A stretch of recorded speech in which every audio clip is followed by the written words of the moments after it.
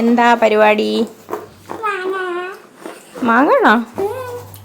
ഇത് നോക്കട്ടെ.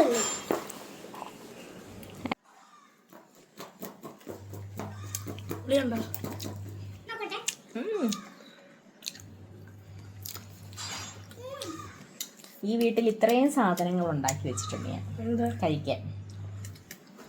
എന്നിട്ടും രാവിലെ എണീറ്റ് ഈ ചിക്കൻ ഇഷ്ടമല്ല. മാങ്ങ അരിഞ്ഞ് രാവിലെ നല്ല പുട്ടൊക്കെ ഉണ്ടാക്കിയിട്ട് കണ്ടോ കാണിക്കുന്ന വൃത്തികെട്ട പരിപാടി. ഇതാണ് അവസ്ഥ. എനിക്ക് ഭയങ്കര ഇഷ്ടട്ടോ. കുറച്ച് തന്നെ ഒഴിക്കും. എനിക്ക് കുറച്ച് വിനാഗിരി എണ്ണ വേണം. ഞാൻ ഒഴിച്ചരാ. അവിടെ വെക്ക്. ഇത്തിരി ആ കൂടെ ഒഴിച്ചു കൊടുക്ക്. തുള്ളി മതി, തുള്ളി തുള്ളി തുള്ളി. സൺഡേ ഫണ്ടേ അല്ലേ അയാൻ? ഇന്നെന്താ സൺഡേ നമുക്ക് പരിപാടി? കാലിമിന്റെ ബർത്ത്ഡേ ഉണ്ട്.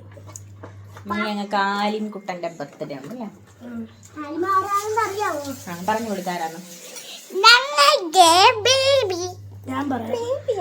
ഉമ്മച്ചീന്റെ അനിയന്റെ മോൻ, എന്റെ ബ്രദറിന്റെ മോൻ. Yes, second birthday.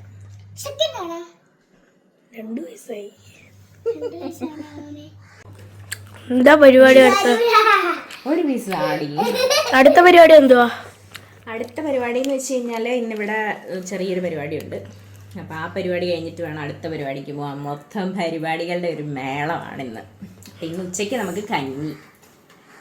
അറിയോ? ഓക്കെ, കാരണം വൈകിട്ട് ബീഫൊക്കെ വെക്കുന്നുണ്ട്. നമ്മള് വൈകിട്ട് തിന്നത്തില്ലല്ലോ. ചാലിയാവണ്ടേ? നമ്മള് വൈകിട്ട് തിന്നത്തില്ലല്ലോ.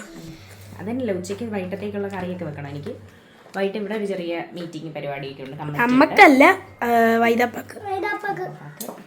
ഞങ്ങൾക്ക് അവിടെ ചങ്ങനാശ്ശേരിയിൽ പോകണം. ബർത്ത്ഡേ ബോയ് ഉണ്ട്. ബർത്ത്ഡേ ബോയെ കാണണം. തൈര് കഞ്ഞിയും മിക്സ്. അപ്പം സൺഡേ ആയിട്ടിപ്പോൾ ഇത്രയൊക്കെയുള്ള പരിപാടി. സൺഡേ ഒരു ഫണ്ടേ. സൺഡേ ഒരു ഫണ്ടേ. രാവിലെ തന്നെ പച്ചമാങ്ങായും കൂട്ടി ഒരു അടി. കുറച്ച് കഴിയുമ്പം വയറ്. ഇനിയിപ്പം ബീഫ് കറി വെക്കാൻ പോവാണ്. ഞാൻ എൻ്റെ വയറ് നിറയെ ഫുഡ് കഴിച്ചു രാവിലെ. നിങ്ങളൊക്കെ ഫുഡ് കഴിച്ചോ? ഇല്ല, ഞാൻ കഴിച്ചില്ല.